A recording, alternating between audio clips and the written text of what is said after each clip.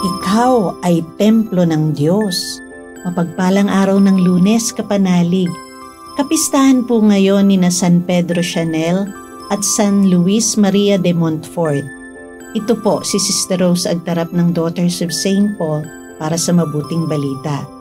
Pagnilayan natin ang Ebanghelyo ayon kay San Juan.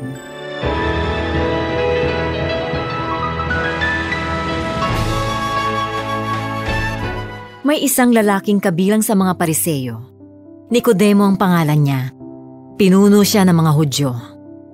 Isang gabi, pinuntahan niya si Jesus at sinabi sa kanya, Rabbi, alam namin na guro ka galing sa Diyos, sapagkat walang makakagawa ng mga tandang ginagawa mo kung hindi sumasa kanya ang Diyos. Sumagot sa kanya si Jesus, Talagang sinasabi ko sa iyo, walang makakakita sa paghahari ng Diyos kung hindi siya isisilang na muli mula sa itaas. Sinabi sa kanya ni Nicodemo, Paano maisisilang ang isang taong matanda na? Di ba't hindi siya makapapasok sa sinapupunan ng kanyang ina para isilang uli? Sumagot si Jesus, Talagang sinasabi ko sa iyo, walang makapapasok sa kaharian ng Diyos kung hindi siya isisilang mula sa tubig at espiritu. Laman ang isinilang mula sa laman, at espiritu ang isinilang mula sa espiritu. Huwag kang magtaka, dahil sa sinabi ko sa iyong kailangan kayong isilang mula sa itaas.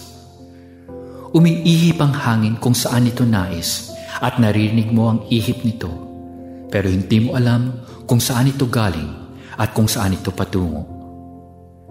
Gayon din nga ang bawat isinilang mula sa Espiritu.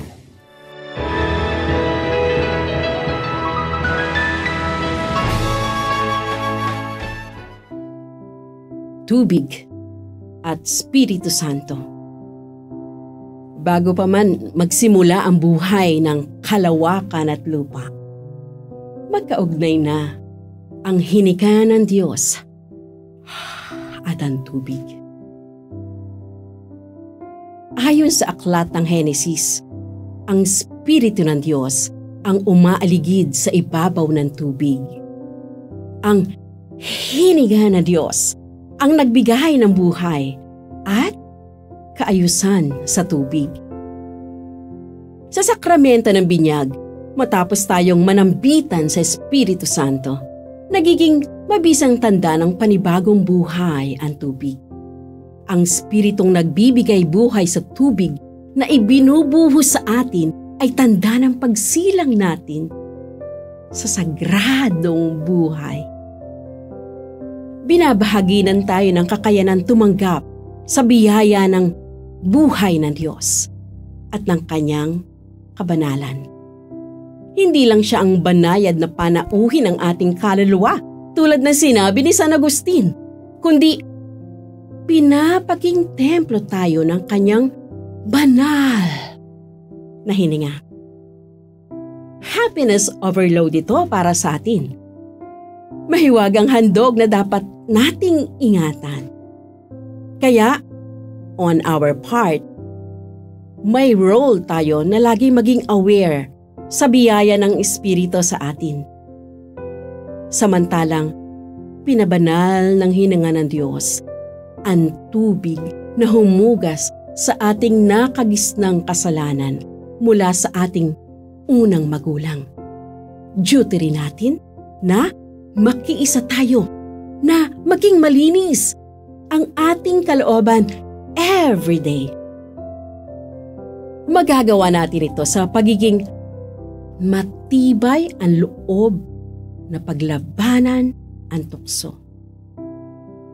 Pagiging matatag na umiwas na magkasala at magkumpisal ng regular. Sinong hindi mahihiya na mabahiran ng putik ang banal na hininga ng Diyos para sa atin at nasa sa atin? May guts ka bang iharap sa Diyos ang pinupulyot nating templo? Dahil sa ating kasalanan? Mga kapanalig, maraming salamat po sa inyong suporta sa aming misyon. Subscribe, like, share, and follow Paulines sa aming social media accounts. Patuloy po kaming ng inyong tulong upang maipagpatuloy ang programang ito. Maaari po ninyong ipadala ang inyong love offerings at donasyon sa aming donations channels. Makakaasa po kayo na kasamang lagi ang inyong mga intensyon at kahilingan sa aming panalangin araw-araw. Ito pong muli si Sister Rose na nag-aanyaya sa inyong manalangin. Sa iyong pagkabuhay muli, Panginoong Hesukristo, binigyan mo kami ng bagong pag-asa at pinalalim ang aming pananampalataya. Panibaguhin mo kami upang masigasig naming maipalaganap ang mabuting balita ng may kagalakan at kapayapaan. Amen. Alleluia.